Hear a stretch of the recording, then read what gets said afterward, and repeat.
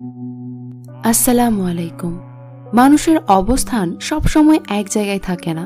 আজকে যে রাজ করছে কাল হয়তো তার হার হতে পারে। কেউ সারা জীবন পরিশ্রম করেও সামান্য সফলতা পায় না, আবার কেউ পরিশ্রমের প্রথম ধাপেই সফল হয়ে যায়। এতে আমাদের কি করার আছে? এদিকে ব্যর্থ লোকটি সৃষ্টিকর্তার সাথে অভিমান করে অন্ধকার পথে পা বাড়াবে, নাকি সফল হওয়া লোকটিকে হিংসা করে তার ক্ষতি করে কিছু পাবে? অতিরিক্ত রাগ আর হিংসা একটা মানুষকে ধ্বংস করে দেওয়ার জন্য যথেষ্ট।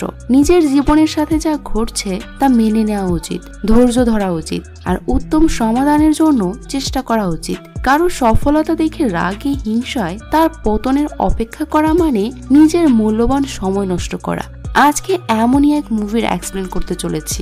আজকে এক্সপ্লেন করব 2012 সালে রিলিজ হওয়া Bollywood horror thriller movie Raj 3 the third dimension. তো চলুন দেরি না করে চলে যাই মুভির গল্পে।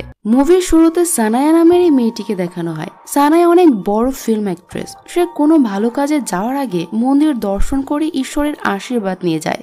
আজ সে মন্দিরে এসেছে প্রার্থনা করতে। প্রার্থনা শেষে সানায়া মন্দিরের পুরোহিতের কাছে গিয়ে বলে, আজ পর্যন্ত আপনি আমার ব্যাপারে যা যা বলেছেন সব সত্যি হয়েছে। আমি আপনাকে অনেক বিশ্বাস করি। আগামীকাল ইন্ডিয়ার বেস্ট অ্যাক্টর অ্যাওয়ার্ড অনুষ্ঠান হবে। সেখানে আরো 4 জনের সাথে আমিও নমিনেশন পেয়েছি। আশীর্বাদ করবেন আমি যেন এবারের বেস্ট অ্যাক্টর অ্যাওয়ার্ড পাই। বেস্ট অ্যাক্টর হওয়ার এটাই আমার শেষ সুযোগ। পুরোহিত বলে, আরে মা, তুমি এত চিন্তা করছো কেন? এখন তোমার রাজযোগ চলছে, ঈশ্বর তোমার সাথে আছে। এরপর পুরোহিত সানায়ার হাতে একটি গেরুয়া সুতা বেঁধে দিয়ে বলে, অনুষ্ঠান শেষ হবার আগে পর্যন্ত এটা হাত থেকে খুলবে না। এবারের পুরস্কার তুমিই জিতবে। এটা আমার কথা নয়, বরং স্বয়ং ঈশ্বরের কথা। সানায়া মন্দির থেকে খুশি মনে বাড়ি ফিরে আসে। পরদিন অ্যাওয়ার্ড অনুষ্ঠানে দেশের সব বড় বড় পরিচালক, প্রযোজক, অভিনেতা, অভিনেত্রীরা আসে। সানায়া তার হাতে থাকা সুতা স্পর্শ করে প্রার্থনা করতে করতে গাড়ি থেকে নেমে আসে। অনুষ্ঠান শুরু হলে এবছরের বেস্ট ডিরেক্টরের পুরস্কার জিতে আদিত্য আরোরা নামের একজন পরিচালক। আদিত্য তার আজনবী সিনেমার জন্য এই পুরস্কার জিতে নেয়। এরপর আদিত্যর দায়িত্ব পড়ে এবছরের সেরা অভিনেত্রীর নাম ঘোষণা করার। আদিত্যর নাম ঘোষণা করার সময় সানায়া আগেই দাঁড়িয়ে যায়, কারণ সে ধরে নিয়েছিল যে এবারের পুরস্কার সেই জিতবে। কিন্তু আদিত্য এবছরের সেরা অভিনেত্রী ঘোষণা করে সঞ্জনা নামের অন্য আরেকজন অভিনেত্রীকে। এতে রাগে অপমানে সানায়া অনুষ্ঠান শেষ করার আগেই অনুষ্ঠান স্থল থেকে বেরিয়ে আসে। যাওয়ার সময় সে তার হাতে থাকা গেরুয়া সুতাটি ছিঁড়ে ফেলে দেয়। সানায়া যখন গাড়িতে উঠতে যাবে তখন এই লোকটি সানায়াকে ডেকে একটু দাঁড়াতে বলে। সানায়া লোকটিকে দেখে চিনতে পারে, তার নাম কুশল। কুশল একসময় সানায়ার বাড়িতে কাজ করত। কুশল সানায়াকে বলে, ম্যাডাম, এই হার আপনার নয়, এই হার ভগবানের। আর যখন কোনো কাজে ভগবানের শক্তি হেরে যায় তখন আমাদের অন্য কোনো শক্তির কাছে যেতে হয়, আর এই শক্তি কখনো হারে না। আপনি যদি চান আমি আপনাকে এমন এক শক্তির কাছে নিয়ে যেতে পারি। এরপর কৌশল সানায়ার হাতে তার ফোন নাম্বার দিয়ে বলে, আপনার যখন মনে হবে যে আপনি সেই শক্তির কাছে যাবেন তখনই আমাকে ফোন দেবেন, আমি হাজির হয়ে যাব। সানায়া সেখান থেকে বাড়িতে ফিরে মন খারাপ করে বসে থাকে। কিছুক্ষণ পর ডিরেক্টর আদিত্য সানায়ার বাড়িতে আসে। সে তার হাতে বেস্ট ডিরেক্টর অ্যাওয়ার্ডটি দিলে সানায়া তা ছুঁড়ে ফেলে দেয়। আদিত্য বলে, সামান্য একটি পুরস্কার না জিততে পেরে এমন পাগলের মতো কেন করছো? সানায়া বলে, এই পুরস্কার শুধু আমার ছিল, শুধু আমার হক ছিল এতে। গত 2 বছর ধরে হাঁটতে হাঁটতে আমি আশা করেছিলাম এবারের পুরস্কার আমিই জিতবো, কিন্তু ওই সেদিন ফিল্মে আসা মেয়েটি আমার থেকে সব পুরস্কার কেড়ে নিচ্ছে। ধীরে ধীরে সে আমার স্থান কেড়ে নিচ্ছে। আদিত্য বলে, প্লিজ সানায়া, এসব থেকে বের হয়ে আসো। পৃথিবীতে কেউ কারো স্থান দখল করতে পারে না, সবার স্থান আলাদা আলাদা হয়। তুমি তোমার জায়গায় আর সঞ্জনা তার নিজের জায়গায় আছে। চলো এসব বাদ দিয়ে আমরা বিয়ে করে নতুন জীবন শুরু করি। এটি শুনে সানায়া বলে, তুমি আমাকে পুরস্কার না দিয়ে বিয়ের প্রস্তাব দিতে এসেছো? আমি বিয়ে করে আমার স্টারডম, কেরিয়ার, সুনাম এসব হারাতে পারবো না। আমার কাছে আমার কেরিয়ার সবার আগে।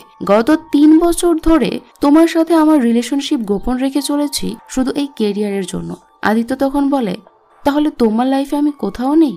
সানায়া এ কথার কোনো জবাব না দিলে আদিত্য সেখান থেকে চলে যায়। আদিত্য চলে যাবার পর সানায়া তার বাড়িতে থাকা ঠাকুর ঘরের সব জিনিসপত্র একটি ব্যাগে ভরে রাখে, আর সেগুলো সব অন্য ঘরে নিয়ে ঠাকুর ঘরের সব লাইট অফ করে দিয়ে অন্ধকার করে রাখে। পরদিন সন্ধ্যায় সানায়া কুশলের সাথে দেখা করে বলে যে কুশল তাকে যার কথা বলেছিল সে তার সাথে দেখা করতে যেতে চায়। কুশল সানায়াকে একটি বস্তিতে নিয়ে গিয়ে বলে, ম্যাডাম, আপনি এখানেই তার দেখা পাবেন।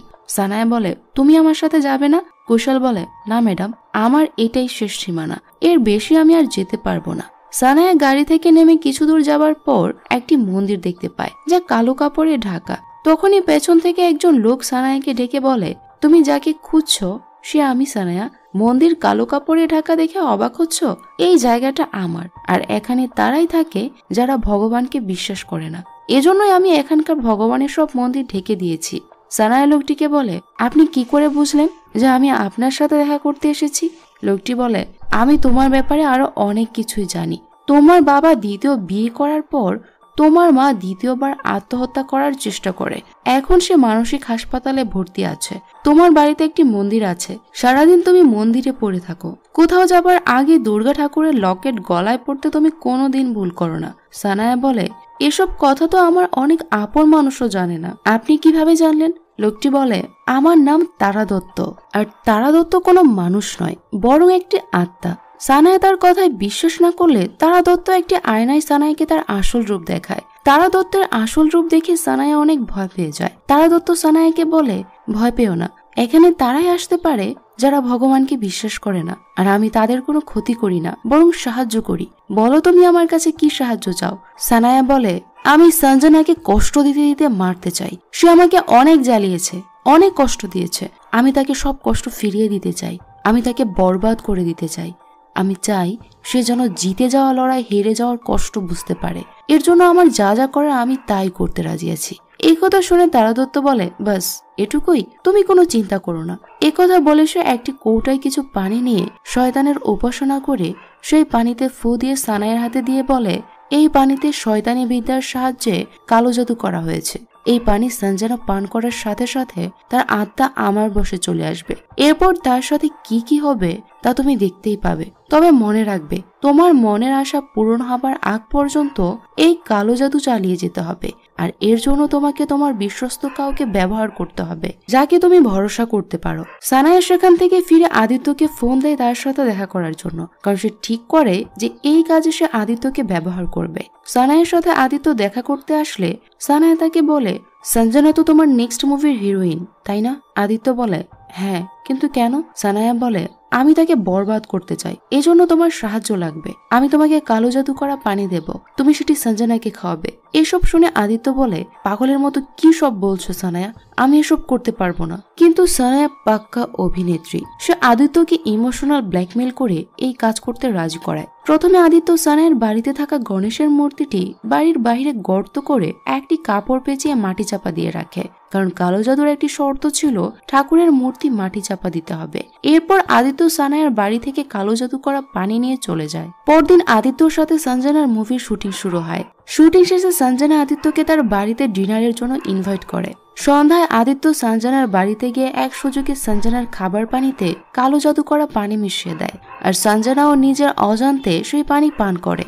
ওই দিন রাতে সঞ্জনা ভয়ঙ্কর কিছুর চিৎকারে ঘুম থেকে জেগে দেখে তার বেডরুমের টিভিতে হরর মুভি প্লে করা। সে টিভি অফ করে শুনতে পায় ড্রয়িং রুমের টিভিও অন করা। সে টিভির কাছে গেলে কারো গলার আওয়াজ শুনতে পায়। হঠাৎ টিভির ভেতর থেকে একটি ভয়ঙ্কর হাত বের হয়ে সঞ্জনার গলা চেপে ধরে। সাথে সাথে সঞ্জনার ঘুম ভেঙে যায়। সে বুঝতে পারে যে সে এতক্ষণ দুঃস্বপ্ন দেখছিল। পরদিন শুটিং এ সঞ্জনা মনোযোগ দিতে পারছিল না, বারবার তার গত রাতের দুঃস্বপ্নের কথা মনে পড়ছিল। সঞ্জনা ব্রেক নিয়ে কিছুক্ষণ রেস্ট করার জন্য তার রুমে গেলে সানায়া ফোনে আদিত্যকে বলে সঞ্জনার কফিতে সেই কালো জাদু করা পানি মিশিয়ে দিতে। আদিত্য তার কথা মতো সঞ্জনার কফিতে সেই পানি মিশিয়ে দেয়। সঞ্জনা সেই কফি পান করে শুটিং এ যাবার জন্য রেডি হয়। একজন বয় এসে সঞ্জনাকে বলে যায় যে পরের শট 3 নম্বর সেটে শুট করা হবে। তখন আমরা দেখি যে 8 নম্বর শুটিং সেটে 8 নম্বর লেখাটি অর্ধেক মুছে 3 হয়ে গেছে। সঞ্জনা এই 8 নম্বর সেটকে 3 মনে করে এর ভেতরে ঢুকে যায়। সেখানে গিয়ে সে কাউকে দেখতে না পেয়ে কিছুটা ঘাবড়ে যায়। সে সেখান থেকে বের হতে চাইলে কেউ একজন তাকে পেছন থেকে নাম ধরে ডাকতে থাকে। সে কিছু দূর সামনে এগিয়ে গিয়ে একটি জোকারকে দেখতে পায়। ছোটবেলা থেকেই সঞ্জনা জোকারদের অনেক ভয় পায়। জোকারটি সঞ্জনাকে অনেক ভয় দেখাতে থাকে। সঞ্জনা ভয়ে জানালা ভেঙে সেট থেকে বের হয়ে আসে। এরপর আদিত্য সঞ্জনাকে নিয়ে একজন সাইকিয়াট্রিস্ট ডাক্তারের কাছে আসে। ডাক্তার সবকিছু শুনে বলে, এসব আপনার মনের ভ্রম হতে পারে।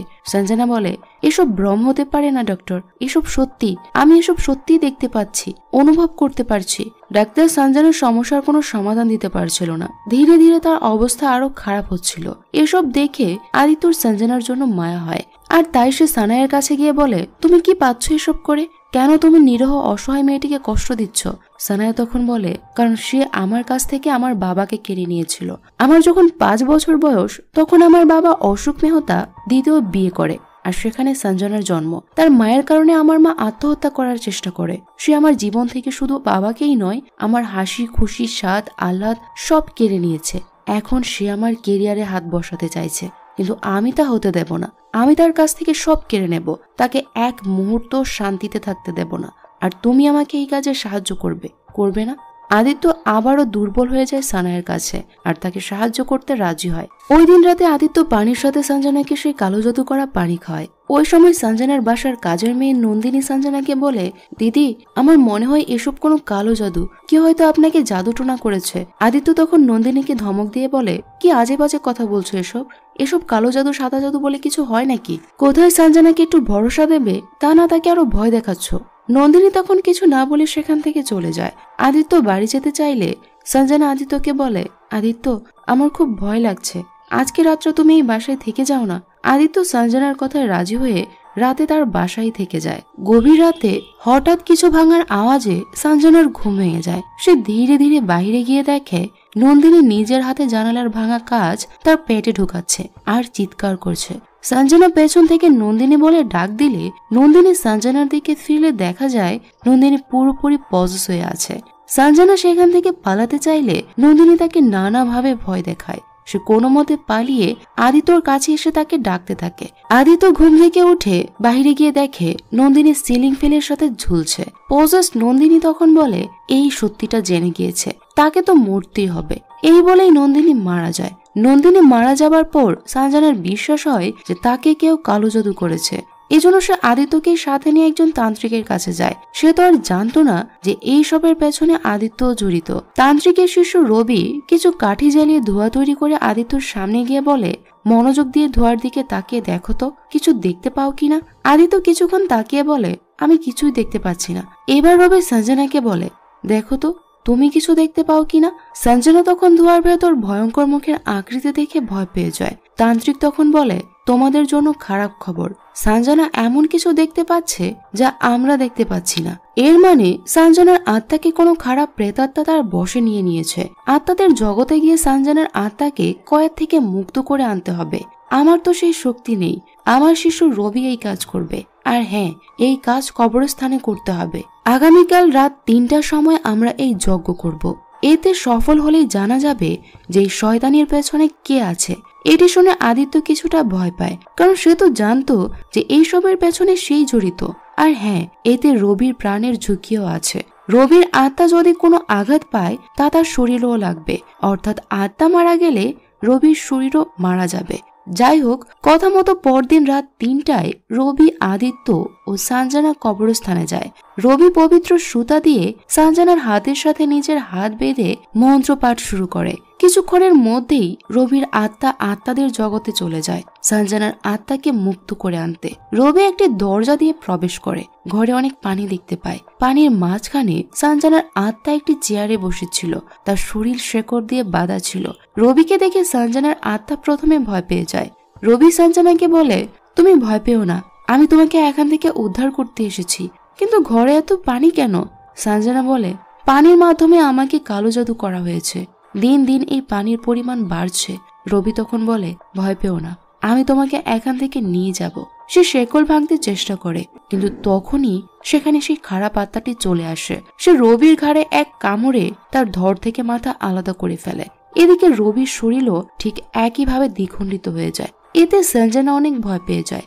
আদিত্য কোনো উপায় না পেয়ে সঞ্জনাকে তার বাসায় নিয়ে আসে। সঞ্জনা এরপর থেকে আদিত্যর বাসায় থাকতে শুরু করে। একসাথে থাকতে থাকতে আদিত্য সঞ্জনার প্রতি উইক হয়ে যায়, আর সঞ্জনা আগে থেকে আদিত্যকে পছন্দ করত। এভাবে তাদের মধ্যে রিলেশন শুরু হয়। এর মাঝে সানায়া অনেকবার আদিত্যকে ফোন দেয়, কিন্তু আদিত্য ফোন রিসিভ না করে সানায়াকে অ্যাভয়েড করতে থাকে। একদিন আদিত্য তার বাড়ি থেকে বের হয়ে দেখে কেউ তার গাড়ির গ্লাস ভেঙে গাড়ির উপরে লিখে রেখেছে, এখনই আমার সাথে দেখা করো। আদিত্য বুঝতে পারে যে এটি কার কাজ। সে সোজা চলে যায় সানায়ার বাসায়। সে সানায়াকে রেগে গিয়ে জিজ্ঞেস করে, তুমি কেন আমার গাড়ি ভেঙেছো? আদিত্য চিৎকার করে সানায়াকে বলে, তুমি আমাকে যা করতে বলেছ আমি তাই করেছি, তারপরও আর কি যাও আমার কাছে? আর পাগলের মতো বারবার আমাকে কেন ফোন করছো? আমি কি তোমার চাকর নাকি? সানায়া তখন আদিত্যকে বলে, তুমি সঞ্জনার সাথে অ্যাফেয়ার করছো? তোমার মতো বেঈমান লোক আমি আর দেখিনি। যাই হোক, অ্যাফেয়ার করছো একদিক দিয়ে ভালোই হয়েছে, এখন তার সব খাবারে পানি মেশাতে পারবে। আদিত্য বলে, আমি সঞ্জনাকে ভালোবাসি, তার খাবারে আমি আর কোনো পানি মেশাবো না। একথা শুনে সানায়া আদিত্যকে ধাক্কা দিয়ে বলে, আমি তোকে সামান্য অ্যাসিস্ট্যান্ট থেকে ফিল্ম ডাইরেক্টর বানিয়েছি, তোকে সবার সাথে পরিচয় করিয়ে দিয়েছি এই আমি, আর তুই কোন সাহসে আমার মুখের উপর কথা বলছিস? আদিত্য বলে, আমি আমার নিজের যোগ্যতায় ফিল্ম ইন্ডাস্ট্রিতে পজিশন দাঁড় করিয়েছি, তোমার সুপারিশে না। তুমি এসব কালো জাদু বন্ধ করো, এসব করে তুমি কিছুই পাবে না। তোমার সময় শেষ সানায়া, এখন সময় সঞ্জনার। সানায়া তখন বলে, আরে বাহ, ছোট বোনের সাথে শুয়ে বড় বোনকে বেমালুম ভুলে গেলি। আদিত্য তখন সানায়ার গালে এক চড় বসিয়ে দিয়ে বলে, আমি যদি পুলিশের কাছে গিয়ে বলি যে তোমার কালো জাদুর কারণে দুজন নির্দোষ মানুষের প্রাণ গেছে, তবে তোমার জেল হবে সানায়া। তাই আমাকে এমন কিছু করতে বাধ্য করো না। আর হ্যাঁ, তুমি আর সঞ্জনার কোনো ক্ষতি করতে পারবে না যতক্ষণ আমি তার পাশে আছি। আদিত্য সানায়ার বাড়ি থেকে চলে গেলে সানায়া পাগলের মতো আচরণ করতে থাকে আর শয়তানের মতো হাসতে থাকে।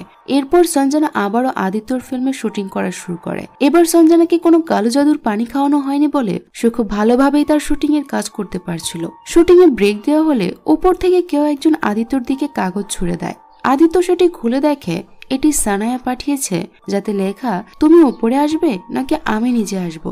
আদিত্য উপরে তাকিয়ে দেখে যে সানায়া উপরে দাঁড়িয়ে আছে। আদিত্য উপরে গেলে সানায়া আদিত্যকে একটি ডিভিডি দেখায়, যেখানে দেখা যায় সানায়া আদিত্যকে বলছে সঞ্জনাকে কালো জাদুর পানি মিশিয়ে দিতে, আর আদিত্য ও সানায়ার কথায় রাজি হয়। অর্থাৎ এটি সেই দিনের ভিডিও যেদিন প্রথম সানায়া আদিত্যকে ইমোশনাল ব্ল্যাকমেল করে কালো জাদুতে তাকে সাহায্য করতে বলে। সানায়া এটি ভিডিও করে রেখেছিল যাতে এটি দিয়ে পরে আদিত্যকে ব্ল্যাকমেল করতে পারে। সানায়া আদিত্যকে বলে, তুমি যদি আমার কথা মতো কাজ না করো তবে এই ডিভিডি সঞ্জনার কাছে পৌঁছে যাবে, আর এটি দেখে নিশ্চয়ই তার ভালো লাগবে না, কারণ যাকে সে তার লাইফের হিরো ভাবছে সে আসলে তার লাইফের সবচেয়ে বড় ভিলেন। এটা দেখে আদিত্য অনেক ঘাবড়ে যায়। ওই দিন রাতে বাড়িতে ফিরে আদিত্য ঘুমন্ত সঞ্জনাকে নিয়ে কাউকে কিছু না জানিয়ে তার বিচ হাউসে চলে আসে। সকালে ঘুম থেকে উঠে প্রথমে সঞ্জনা অনেক ভয় পেয়ে যায়, কিন্তু পরে আদিত্যকে দেখে সে নর্মাল হয়। আদিত্য সঞ্জনার জন্য ব্রেকফাস্ট রেডি করে আনলে সঞ্জনা ব্রেকফাস্ট করতে বসে। আদিত্য তখন সঞ্জনাকে সত্যিটা বলার চেষ্টা করে, কিন্তু এটি শুনে সঞ্জনা তাকে ভুল বুঝবে, তাই আদিত্য তাকে সত্যিটা শেষ পর্যন্ত বলতে পারে না। এর পরদিন আদিত্য শহরে গিয়ে সঞ্জনাকে প্রপোজ করার জন্য একটি এঙ্গেজমেন্ট রিং কিনে বাসায় ফিরে দেখে ড্রয়িং রুমে সঞ্জনার পাশে সানায়া বসে আছে।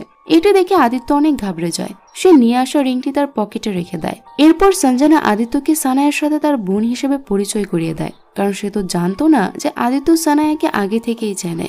সানায়া সঞ্জনাকে বলে, আমি তোমার জন্য একটি ডিভিডি এনেছি দেখানোর জন্য। এটি শুনে আদিত্য আরো ঘাবড়ে যায়। সঞ্জনা ডিভিডিটি প্লে করে দেখে তাতে কিছুই নেই। সানায়া তখন বলে, ও নো, আমি ভুল করে অন্য ডিভিডি নিয়ে এসেছি। সঞ্জনা তখন বলে, কোনো ব্যাপার না, পরে এক সময় দেখবো, তোমরা বসো, আমি তোমাদের জন্য কফি নিয়ে আসছি। সঞ্জনা ভেতরে চলে গেলে সানায়া আদিত্যকে বলে, তুমি কি বোকা না আদিত্য? তুমি ভেবেছো এখানে এসে আমার কাছ থেকে বাঁচতে পারবে? আদিত্য বলে, তুমি কি চাও? সানায়া বলে, আজ সন্ধ্যায় গ্র্যান্ড রিসোর্টে একটি পার্টি আছে, জানো নিশ্চয়ই। ফিল্ম ইন্ডাস্ট্রির প্রায় সবাই সেই পার্টিতে থাকবে। আমি চাই সেই পার্টিতে তুমি সঞ্জনাকে পানি খাইয়ে পাঠাবে। এই অনুষ্ঠানেই আমি তাকে বরবাদ করতে চাই। এটি বলে সানায়া আদিত্যের হাতে কালো জাদু করা পানি দিয়ে চলে যায়। সন্ধ্যায় পার্টি শুরু হলে সঞ্জনা আদিত্যকে নিয়ে পার্টিতে আসে। সানায়াও আগে থেকেই পার্টিতে ছিল। সে কানে কানে আদিত্যকে বলে সঞ্জনা ড্রিঙ্কে কালো জাদুর পানি মিশিয়ে সঞ্জনাকে খাওয়াতে। আদিত্য দুটি ড্রিঙ্কস নিয়ে তার একটিতে সেই পানি মিশিয়ে নেয়, কিন্তু সে পানি মিশ্রিত ড্রিঙ্কসটি সঞ্জনাকে না দিয়ে সানায়াকে দেয়, আর মনে মনে ভাবে এবার দেখবি মজা। সানায়া সেই ড্রিঙ্ক পান করে তার একটু মাথা ঘোরাতে থাকে। সে কিছুটা টলতে টলতে আদিত্যর কাছে এসে বলে, আমি তোমাকে বিশ্বাস করেছিলাম, কিন্তু তুমি বিশ্বাসের যোগ্য নয়। আদিত্য তখন কিছু না বলে মুচকি হাসি দেয়। ঠিক তখনই সানায়া জোরে জোরে হাসতে থাকে আর বলে, তুমি সত্যি খুব বোকা আদিত্য। সকালে আমি তোমাকে ব্ল্যাকমেল করেছিলাম যাতে তুমি শুধু সঞ্জনাকে পার্টিতে নিয়ে আসো, পানি তো আমি তাকে সকালেই খাইয়ে দিয়েছি চকলেটের সাথে মিশে, আর তোমাকে যে পানি দিয়েছি এটি তো সাধারণ পানি ছিল। আদিত্য তখন বুঝতে পারে যে সানায়া এতক্ষণ তার সাথে অভিনয় করছিল। সে সঞ্জনাকে কোথাও দেখতে না পেয়ে চারদিকে তাকে খুঁজতে থাকে। এদিকে সঞ্জনা ওয়াশরুমে গেলে সে বেসিনের ভেতর থেকে কিছুর আওয়াজ শুনতে পায়। সে বেসিনের পাইপের কাছে যাওয়া মাত্রই হাজার হাজার তেলাপোকা সবগুলো বেসিন থেকে বেরিয়ে এসে সঞ্জনাকে ঘিরে ধরে। তেলাপোকারা সঞ্জনার সারা গায়ে বসে কাপড়ের ভেতর ঢুকে যায়। তেলাপোকার হাত থেকে বাঁচতে সঞ্জনা তার গায়ের সমস্ত কাপড় খুলে ফেলে। সম্পূর্ণ বিবস্ত্র হয়ে সে দৌড়ে বাহিরে বেরিয়ে আসে। সঞ্জনা তার পুরো শরীর চুলকাতে চুলকাতে চিৎকার করতে থাকে। শত শত লোকের মধ্যে কেউ তাকে সাহায্য না করে বরং সবাই ছবি তুলতে ব্যস্ত হয়ে পড়ে। দূর থেকে আদিত্য এই দৃশ্য দেখে দৌড়ে এসে নিজের ব্লেজার দিয়ে সঞ্জনার শরীর ঢেকে তাকে হাসপাতালে নিয়ে যায়। এই দৃশ্য দেখে সানায়া পৈশাচিক আনন্দ পায়। এদিকে পরদিন সব পত্রপত্রিকা ও টিভি মিডিয়ায় এই নিউজ করে যে সঞ্জনা সস্তা পাবলিসিটি পাওয়ার জন্য এসব করেছে। সঞ্জনা যেসব ফিল্মে অভিনয় করার জন্য সাইন করেছিল সেসব মুভির প্রডিউসাররা সবাই সঞ্জনাকে দিয়ে ফিল্ম না করার সিদ্ধান্ত নেয়। এসব ফিল্মে তারা সানায়াকে সিলেক্ট করা শুরু করে। এসব দেখে সঞ্জনা আরো ভেঙে পড়ে। পরদিন আদিত্য বাসা থেকে হাসপাতালে ফেরার সময় সানায়াকে হাসপাতালের গ্রাউন্ড ফ্লোরে দেখতে পায়। আদিত্য সানায়াকে বলে, তুমি এখানে কেন এসেছো? তুমি যা চেয়েছিল তা তো পেয়েছ, আবার কি চাও? সানায়া বলে, আরে আদিত্য, সঞ্জনা আমার বোন হয়। আমি সঞ্জনার জন্য স্যুপ নিয়ে এসেছি। চকলেট খাইয়ে উলঙ্গ করে বের করেছি। এবার স্যুপ খেলে কি হবে একবার ভেবে দেখো। এই কথা শুনে আদিত্য দৌড়ে সঞ্জনার কাছে এসে দেখে যে সঞ্জনা স্যুপ খাওয়ার জন্য বসেছে। আদিত্য সঞ্জনার হাত থেকে স্যুপের বাটিটি মাটিতে ফেলে দেয় আর বলে, এসব তুমি খাবে না, এই স্যুপে কালো জাদু করা পানি মেশানো আছে। সঞ্জনা বলে, কিন্তু এসব তুমি জানো কি করে? এবার আদিত্য আর সত্যটি লুকায় না। সে সঞ্জনাকে সব সত্যিটা খুলে বলে যে সানায় কিভাবে তাকে ব্যবহার করে সঞ্জনাকে কালো জাদু করেছে। এসব শুনে সঞ্জনা অনেক কষ্ট পায়। সে আদিত্যকে বলে, আমি তোমাকে বিশ্বাস করেছিলাম আর তুমি সানায়ের সাথে মিলে আমাকে বরবাদ করে দিলে। আদিত্য সঞ্জনার কাছে ক্ষমা চায়, কিন্তু সঞ্জনা আদিত্যকে চলে যেতে বলে। এদিকে সানায়া নতুন নতুন মুভির শুটিং শুরু করে। আদিত্য তার পাপের জন্য নিজেকে ক্ষমা করতে পারছিল না। সে তার প্রায়শ্চিত্ত করতে চাইছিল। এজন্য সে রাতে গোপনে সানায়ার বাসায় গিয়ে কালো জাদুর পানি সবটুকু নিয়ে নেয় আর মাটিতে পুঁতে রাখা গণেশের মূর্তিটি তুলে ফেলে। সে গণেশের পায়ে কালো জাদুর পানি ঢেলে দেয়। এদিকে সানায়ের শুটিং করার সময় হঠাৎ উপর থেকে একটি ঝাড়বাতি ছিঁড়ে সানায়ের সামনে পড়ে। সানায়ের শুটিং শেষে বাসায় ফিরে দেখে কেউ তার বাড়িতে ঢুকে সেই কালো জাদুর পানি নষ্ট করে দিয়েছে। ঘরের দেয়ালে থাকা তার ছবিটিও কেউ ছিঁড়ে ফেলেছে। তার বুঝতে বাকি থাকে না যে এসব আদিত্যই করেছে। সে তখনই আবার তারা দত্ত অর্থাৎ সেই খারাপ আত্মার কাছে যায়। সে তারা দত্তকে বলে, আমি এবার ওই সঞ্জনাকে জানে মারতে চাই, আমাকে সাহায্য করো। তারা দত্ত বলে, মৃত্যু শয়তানের হাতে নেই, বরং ভগবানের হাতে। আমি তোমাকে সাহায্য করতে পারি, তবে তার জন্য তোমাকে অনেক ত্যাগ স্বীকার করতে হবে। পারবে? সানায়া বলে, আমি সবকিছুর জন্য প্রস্তুত আছি। তারা দত্ত বলে, তোমাকে আমার সাথে শারীরিক সম্পর্ক করতে হবে, আর তাও আমার আসল রূপে। তবেই আমি আর তুমি এক হয়ে যাব। আমি আঘাত পেলে তুমি কষ্ট পাবে, আমার শক্তি নষ্ট হলে তুমিও মারা যাবে। বলো রাজি? সানায়া বলে, আমি রাজি। এরপর সানায়া ওই তারা দত্ত নামের প্রেতাত্মার সাথে শারীরিক সম্পর্ক করে। এতে তারা দত্তের শয়তানি শক্তি আরো বেড়ে যায়। সে চেলাপোকার রূপ ধরে হাসপাতালে এসে সঞ্জনার কানের ভেতর দিয়ে শরীরে ঢুকে যায়। এতে সঞ্জনা কোমায় চলে যায়। ডাক্তাররা অনেক চেষ্টা করেও সঞ্জনাকে কোমা থেকে ফেরাতে পারে না। আদিত্য তখন ডাক্তারকে বলে, এসব ওষুধে ওর কিছু হবে না ডাক্তার, আপনি হয়তো আমার কথা বিশ্বাস করবেন না। সঞ্জনাকে ব্ল্যাক ম্যাজিক করা হয়েছে, তার আত্মাকে কোনো খারাপ আত্মা কয়েদ করে রেখেছে। তাকে অবাক করে দিয়ে ডাক্তার বলে, আমি ব্ল্যাক ম্যাজিক বিশ্বাস করি। আমি একজন তান্ত্রিককে জানি যে আমাদের এখন সাহায্য করতে পারে। এরপর ডাক্তার তান্ত্রিককে হাসপাতালে ডাকে। এটি সেই তান্ত্রিক যার কাছে কিছুদিন আগে সঞ্জনা গিয়েছিল, আর সেখানে তার শিষ্য রবি মারা গিয়েছিল। তান্ত্রিক তাদেরকে বলে যে সঞ্জনাকে প্রাণে মারার জন্য এবার ব্ল্যাক ম্যাজিক করা হয়েছে। সকালের আগে যদি তার আত্মাকে মুক্ত করতে না পারি তবে সে মারা যাবে। ওকে বাঁচানোর একটাই রাস্তা, আত্মাদের দুনিয়ায় গিয়ে সঞ্জনার আত্মাকে মুক্ত করে আনা। আদিত্য বলে, আমি যাব আত্মাদের দুনিয়ায়। আজ সঞ্জনার এই অবস্থার জন্য আমিই দায়ী। তান্ত্রিক বলে, কিন্তু এর জন্য আমাদের কবরস্থানে যেতে হবে, যেখানে মৃত ও জীবিত মানুষ দুটোই থাকবে। কিন্তু ডাক্তার বলে, এই অবস্থায় সঞ্জনাকে হাসপাতালের বাইরে নেওয়া সম্ভব না, কারণ কর্তৃপক্ষ পারমিশন দেবে না। আদিত্য তখন বলে, আমরা হাসপাতালের মর্গেই যজ্ঞ করতে পারি, এখানেও তো মৃত মানুষ আছে। তান্ত্রিক বলে, হ্যাঁ, মর্গেও করা যাবে। এদিকে হাসপাতালে থাকা একটি খারাপ আত্মা তাদের এই প্ল্যান শুনে তারা দত্তের কথায় সানায়াকে ফোনে জানিয়ে দেয় যে আদিত্য আত্মাদের দুনিয়ায় যাচ্ছে সঞ্জনার আত্মাকে ফিরিয়ে আনতে। একথা শুনে সঞ্জনা হাসপাতালে আসে তাদের এই যজ্ঞ ভঙ্গ করতে। ডাক্তার কৌশল করে সঞ্জনাকে আইসিইউ থেকে বের করে মর্গে নিয়ে আসে। মর্গে সঞ্জনার পাশের বেডে আদিত্যকে শুয়ে তার হাতের সাথে সঞ্জনার হাত বেঁধে দেয়া হয়। তান্ত্রিক আদিত্যের হাতে পবিত্র পানি মাখিয়ে দিয়ে বলে, খারাপ আত্মাকে হারাতে এই পানি তোমাকে সাহায্য করবে। আর তারপর মন্ত্র পড়া শুরু করলে আদিত্যর আত্মা আত্মাদের জগতে চলে যায়। এবার আদিত্য সঞ্জনার আত্মাকে তারা দত্তের বস্তিতে দেখতে পায়। সে সঞ্জনার কাছে গিয়ে বলে, আমি তোমাকে এখান থেকে নিতে এসেছি সঞ্জনা। সঞ্জনা বলে, আমাকে মেরে ফেলে আবার বাঁচাতে এসেছো? আদিত্য বলে, আমি জানি সঞ্জনা, আমি যা করেছি তা ক্ষমার যোগ্য নয়, কিন্তু বিশ্বাস করো সঞ্জনা, আমি তোমাকে অনেক ভালোবাসি, চলো আমার সাথে। এরপর আদিত্য সঞ্জনার পায়ে লাগানো শেকল খোলার চেষ্টা করে, কিন্তু তখনই সেখানে সেই খারাপ আত্মাটি চলে আসে। খারাপ আত্মাটি আদিত্যকে মারতে শুরু করে, কিন্তু আত্মাটি অদৃশ্য থাকায় সে আত্মাকে মারতে পারছিল না। এদিকে হাসপাতালে আদিত্যর গায়ে আঘাতের চিহ্ন বসতে থাকে। এক পর্যায়ে সে একটি আয়না খুঁজে পায় যা দিয়ে আত্মাটিকে দেখা যাচ্ছিল। তান্ত্রিক তাকে বলে দিয়েছিল যে আত্মাদের জগতে একমাত্র আয়না দিয়ে অদৃশ্য আত্মাদের দেখা যাবে। তান্ত্রিক আদিত্যর হাতে যে পবিত্র পানি মাখিয়ে দিয়েছিল তা দিয়ে সে আত্মাকে মারতে থাকে। আদিত্য আয়না দিয়ে আত্মাকে দেখে হাত দিয়ে আঘাত করলে আত্মা দূরে গিয়ে পড়ছিল। এদিকে আত্মাকে আঘাত করলে হাসপাতালে সানাও আঘাত পায়, কারণ তারা তো তাকে বলেছিল যে সে আঘাত পেলে সানায়ও আঘাত পাবে। এভাবে আত্মার সাথে আদিত্য লড়াই চলতে থাকে। এক পর্যায়ে সানায়া মর্গের ভেতর চলে এসে ডাক্তার ও তান্ত্রিককে মেরে আদিত্য ও সঞ্জনার হাতের বাঁধন খুলে দিতে শুরু করে। এদিকে আত্মাদের জগতে হঠাৎ করে সেখানে থাকা মন্দিরের কালো কাপড় খুলে যায় আর গণেশের মূর্তিটি বেরিয়ে আসে। আদিত্য গণেশের হাতের কুঠার নিয়ে আত্মাটির পেটে আঘাত করে আর আত্মার শক্তি শেষ হয়ে যায়। হাসপাতালে সানায়া আঘাত পেয়ে পুরোপুরি হাতের বাঁধন খোলার আগেই তার পেটে আঘাত পেয়ে দূরে সরে যায়। আদিত্য সঞ্জনার আত্মাকে নিয়ে আত্মাদের জগতের দরজা দিয়ে বেরিয়ে আসে। তখনই আদিত্য ও সঞ্জনার দেহে আত্মা ফিরে আসে। তখনও সানায়া মারা যায়নি। সে তাদেরকে বলে, আমি হারবো না, আমি হারতে পারি না। এটি বলে সে মর্গে থাকা এসিড গায়ে ঢেলে আত্মহত্যা করে। আদিত্য ও সঞ্জনা তাকে আটকানোর চেষ্টা করেও ব্যর্থ হয়। মরার সময় সানায়া তাদের বলে যায় যে মরার পরও সে তাদের শান্তিতে থাকতে দেবে না। আর এই সিনের মধ্য দিয়েই মুভিটি শেষ হয়ে যায়। তো মুভিটির কাহিনী আপনাদের কাছে কেমন লেগেছে তা কমেন্টে জানাতে ভুলবেন না। সবাই ভালো থাকবেন, সুস্থ থাকবেন।